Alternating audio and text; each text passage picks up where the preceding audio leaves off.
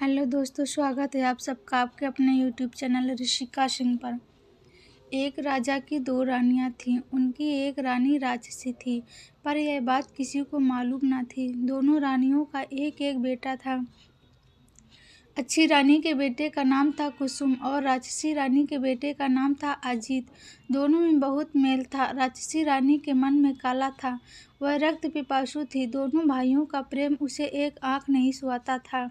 वह हमेशा इस ताक में रहती थी कि कब सौत के बेटे को मारकर उसके नरम नरम मांस का शोरबा बनाकर पिएगी। उसकी मंशा को उसका सगा पुत्र बहुत अच्छी तरह समझता था, अतः वह कभी कुसुम का साथ नहीं छोड़ता था। गुस्से से राक्षसी रानी दांतें पीसती रहती। मौका न मिलने से वह दोष त्रुटि ढूंढती, अपनी दृष्ट शक्ति से सौत का खून चूसती रहती। फलता अच्छी रानी दुर्बल होती गई और एक दिन उसने बिस्तर पकड़ लिया। 2-3 दिनों में उसका देहांत हो गया।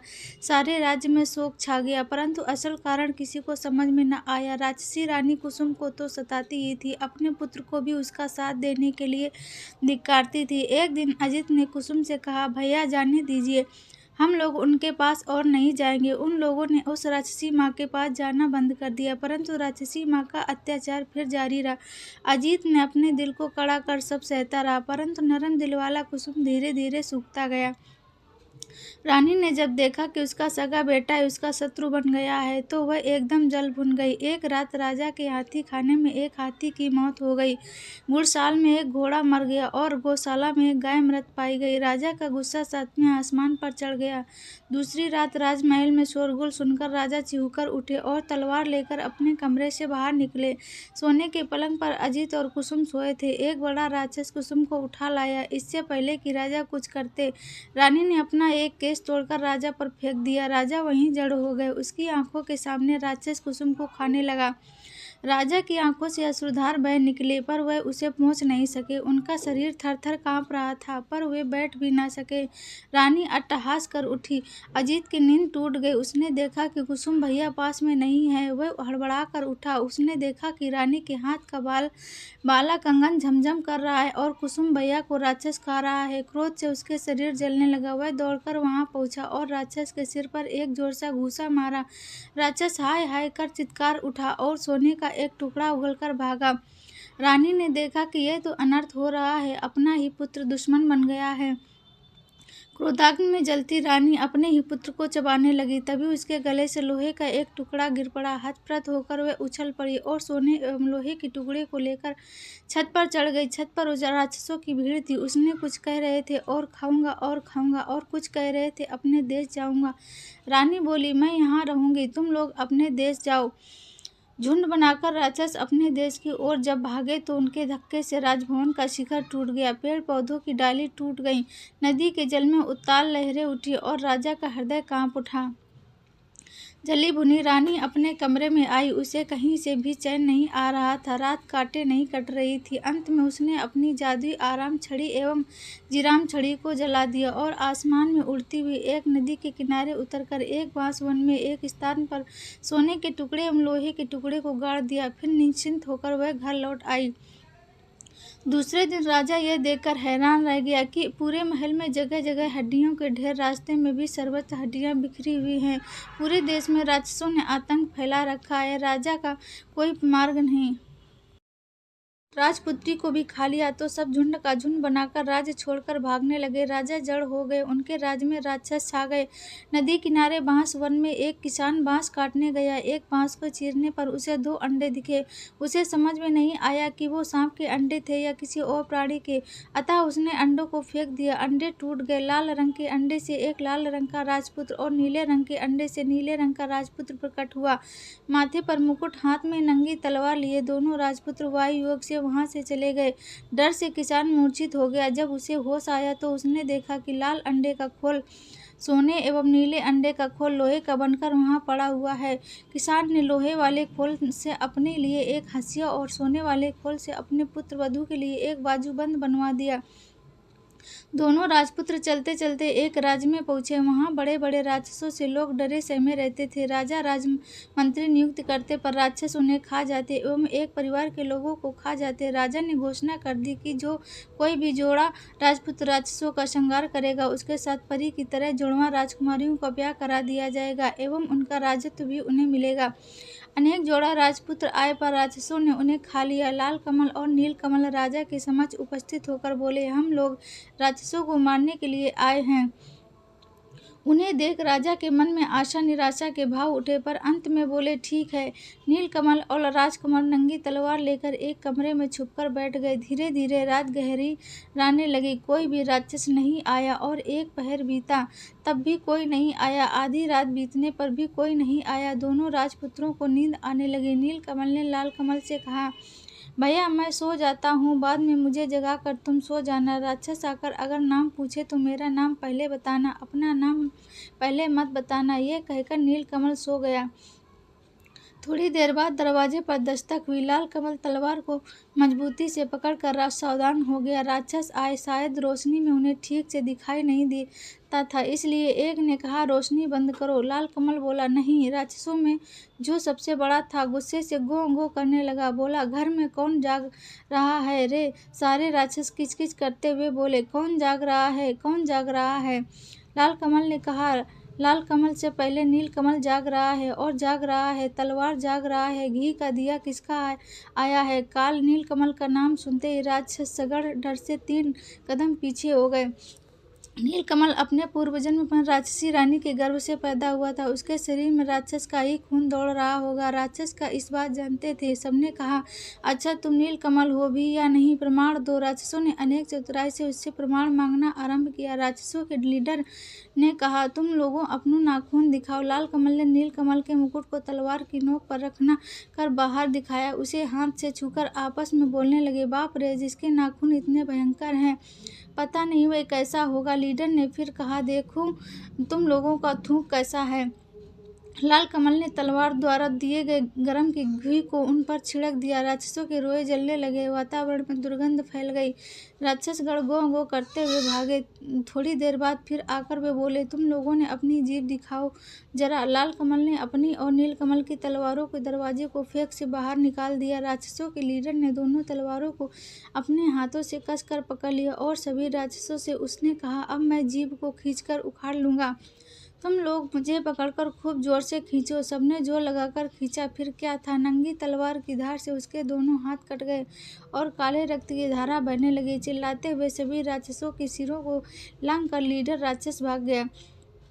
बहुत देर बाद लीडर राक्षस फिर कहीं से आया और पूछा, कौन जाग रहा है, कौन जाग रहा है? बहुत देर तक किसी राक्षस की आहट न पाकर लाल कमल निश्चिंत हो गया था। उसे नींद आने लगी थी। इस अवस्था में उसके मुख से निकल गया, लाल कमल जाग रहा है, और उसकी बातें मुंह में ही रह गई और दरवाजा तोड़कर सभी राक्षस लाल कमल पर टूट पड़े। घी का दीपक उलट गया। लाल कमल का मुकुट गिर गया। वह चित्कार कर बोला, भाई, नील कमल की नींद टूट गई। उसने देखा राक्षस है। अंगड़ाई लेते हुए उसने कहा, आराम छड़ी विराम छड़ी, जाग रहा है रे कौन? देख जरा दरवाजे पर मेरी नींद तोड़ रहा है कौन? नील कमल की आवाज़ सुनते ही सारे राक्षसों की सिट्टी पिट्टी गुम हो गई। वे अधमरे हो गए। नील कमल ने घी के दिए को जलाया, फिर सभी राक्षसों को तलवार से काट डाला। राक्षसों को मारकर हाथ मुंह धोकर दोनों निश्चिंत होकर सो गए। दूसरे दिन सुबह राजा ने देखा दोनों राजपुत्र एक दूसरे को गले में हाथ डालकर सो रहे हैं। उन्हें ऐसा लगा मानो 2 लाल अड़हुल के फूल हैं। वे चारों ओर राक्षसों की लाशें पड़ी हुई हैं। देखकर राजा गदगद हो गए। दोनों भाइयों का जोड़ा राजकन्या और राजपाट मिल गया। उधर राक्षसी रानी ने राजभवन में अपना आधिपत्य जमा लिया था। आई राक्षस एवं कोई राक्षस नामक 2 राक्षस दूतों ने उन्हें राक्षसों की मरण कथा की सूचना दी। सुनकर रानी हतप्रद होकर अपनी छाती पीटने लगी और बोली, हाय रे काई रे, अब तो मैं नहीं बचूंगी रे। राक्षसी रानी के कहने से आई काई दोनों राक्षस दूत सिपाही का वेश धारण कर नील कमल एवं लाल कमल की राजसभा में गए और बोले, छाती में कील पीठ में कील। हमारे राजा को जब तक राक्षसों के सिर का तेल नहीं दिया जाएगा उनकी बीमारी दूर नहीं होगी। लाल कमल नीलकमल ने कहा, ठीक है, तेल ला दूंगा। नहीं तलवारों में धार देकर दोनों भाई एक जंगल में पहुंचे। एक विशाल बरगद के पेड़ के नीचे विश्राम हेतु बैठे। पेड़ पर एक बेगमी बच्ची का घोंसला था। बेगमी ने बेगमा से कहा, काश कोई दयालु व्यक्ति होता जो अपने 2 बूंद रक्त से हमारे बच्चों के प्राणों की रक्षा करता। यह सुनकर लाल कमल नीलकमल ने कहा, पेड़ पर कौन बातचीत कर रहा है, हम लोग अपना रक्त दे सकते हैं। यह सुनकर बेगमी खुशी से आहा आहा करने लगी। बेगमा नीचे उतरा। दोनों भाइयों ने अपनी उंगली चीरकर उसे खून दिया। खून देकर लेकर बेगमा ऊपर चला गया। थोड़ी देर बाद सो सो करते हुए बेगमा के 2 बच्चे नीचे उतरकर बोले, हमारे प्राण बचाने वाले राजपुत्र, तुम लोग कौन हो? हम तुम्हारे लिए क्या कर सकते हैं, बोलो। नील लाल ने कहा, हमें किसी चीज़ की ज़रूरत नहीं, बस तुम लोग जीवित रहो। बेगमा बेगमी के दोनों बच्चों ने कहा, ठीक है, पर तुम लोग जाओगे कहाँ? चलो हम तुम्हें पीठ पर बैठाकर वहाँ छोड़ आते हैं। दोनों राजपुत्र उनकी पीठ पर बैठ गए। देखते ही देखते तीव्र गति से वे हूं हूं कर उड़ने लगे। नदी, नाले, जंगल, पहाड़, चंद्र, सूर्य को पीछे छोड़ वे शून्य में उड़ने लगे। 7 दिन 7 रात तक लगातार उड़ने के बाद 8वें दिन वे एक पहाड़ पर उतरे। पहाड़ के नीचे मैदान, मैदान के उस तरफ राक्षसों का देश। नीलकमल ने कुछ उड़द के दाने चुनकर लाल कमल के कोच में रखते हुए कहा, लोहे की उड़द चबाने के लिए वे कहेंगे तो इसे चबाना। उसके बाद वे आगे बढ़ने लगे। मैदान को पार करते ही राक्षसों के एक दल ने उन्हें घेर लिया और वे चिल्लाने लगे, हाउ माऊ काऊ, मानुष गंध पाऊं, पकड़ पकड़ कर खाऊं। उन्हें देखते ही नीलकमल ने चिल्लाकर कहा, नानी माँ, हम लोग आए हैं, तुम्हारा नीलकमल गोद में उठाकर हमें ले चलो। ठहरो ठहरो, रुको रुको कहकर सभी राक्षसों को रोककर लंबे लंबे हाथ पैर वाली विशाल जटावली एक बूढ़ी राक्षसी ने आकर नीलकमल को गोद में उठा लिया और मेरा नीलू, मेरा नाती कहकर दुलार करने लगी। नानी के शरीर की दुर्गंध से नीलकमल को उल्टी आ रही थी। लाल कमल को देखकर वह बोली, तुम्हारे साथ वह कौन है रे? नीलकमल बोला, वह मेरा भाई है नानी। भाई? बूढ़ी बोली, तब मानुष गंध क्यों पा रही हूँ? अगर मेरा नाती है तो लोहे की उड़द खाकर दिखाए। इसके साथ ही उसने अपनी नाक से 5 लोहे के उड़द निकालकर लाल नाती को खाने के लिए दी। लाल कमल को पहले से ही पता था। उसने चुपचाप लोहे की उड़द को अपने कपड़े में छुपा लिया और सचमुच की उड़द निकालकर कटर कटर करने चबाने लगा। बूढ़ी राक्षसी को विश्वास हो गया कि लाल कमल उसका नाती ही है। खुशी से वह गदगद हो गई। दोनों नातियों की गोद में लेकर वह दुलार करने लगी। लेकिन लाल कमल के शरीर से मानुष गंध पाकर उसकी जीभ में पानी आने लगा।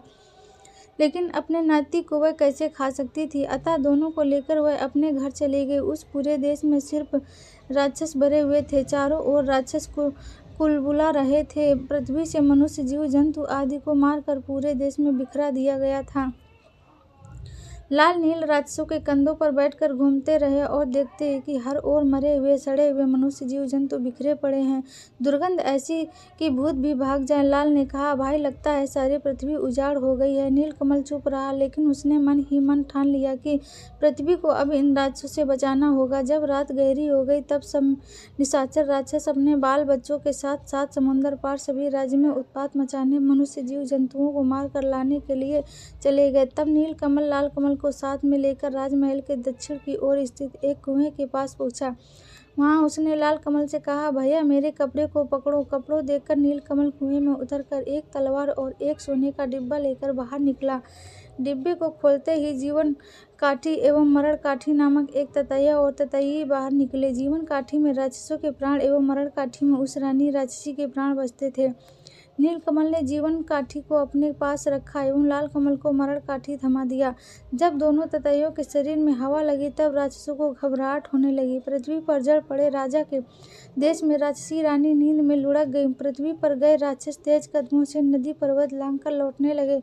यह देखकर नीलकमल ने जीवन काठी ततैये के 2 पैरों को तोड़ दिया। सारे राक्षसों के दोनों पैर टूट गए। राक्षस दोनों हाथों के बल पर तेज गति से आने लगे। यह देखकर नीलकमल ने ततैये के बाकी दोनों पैर भी तोड़ दिए।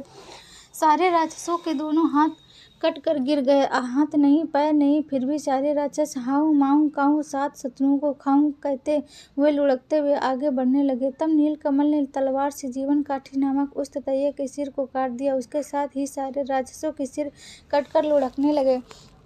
बूढ़ी राक्षसी का सिर छिटकर नीलकमल और लालकमल के पास आकर गिरा। नीलकमल और लालकमल ने उस बूढ़ी राक्षसी के सिर को एक नए कपड़े में बांधा और मरड़काठी नामक ततैये को सोने के डिब्बे में डालकर बेगमा बेगमी को पुकारा। 3 माह 13 दिनों के बाद दोनों भाइयों के पैर अपने देश में पड़े। सर्वत्र उनकी जय जयकार होने लगी। नीलकमल और लालकमल ने कहा, कहाँ है वो सिपाही लोग, दवा ले आओ। लेकिन वे तो सिपाही नहीं राक्षस थे, वे लोग उसी दिन मर गए थे। नीलकमल एवं लालकमल ने छाती में कील पीठ में कील वाले राजा के देश में अपने सिपाहियों द्वारा राजसनी का सिर भिजवा दिया। सिर को देखते ही राजसनी रानी अपने वास्तविक रूप में आ गई में हुई लाल पीली होती हुई अविलंब नीलकमल और लालकमल के राज्य में पहुंच गई। लालकमल ने मरड़काठी नामक ततैये को सोने के डिब्बे से बाहर निकाला। उसे देखते ही राजसी रानी के प्राण उड़ गए। राजसी रानी के मरते ही जड़ हो चुके राजा का रोग भी दूर हो गया। स्वस्थ होने पर राजा ने सारे राज्य में ढोल पिटवाया। प्रजाजनों ने आकर पूछा, हाय हमारे राजकुमार अजीत और कुसुम कहाँ हैं? राजा ने भी दीर्घ श्वास छोड़ते हुए कहा, हाय कहाँ है मेरे सुपुत्र? तभी राजभवन के बाहर ढाक ढोल बजने लगे। थोड़ी ही देर में नील कुसुम और लाल कुसुम एक दूसरे के गले में हाथ डाले राजा के सम्मुख उपस्थित हुए। राजा ने पूछा, क्या तुम लोग मेरे अजीत और कुसुम हो? प्रजागण एक स्वर में बोले, हाँ हाँ, ये ही हमारे अजीत और कुसुम है। उसके बाद दोनों राज्य एक हो गए। नील कुसुम और लाल कुसुम इलावती और लीलावती के साथ दोनों राज्यों में शासन करते हुए सुखपूर्वक रहने लगे। ऐसी ही अच्छी कहानियों के लिए हमारे चैनल को सब्सक्राइब करें।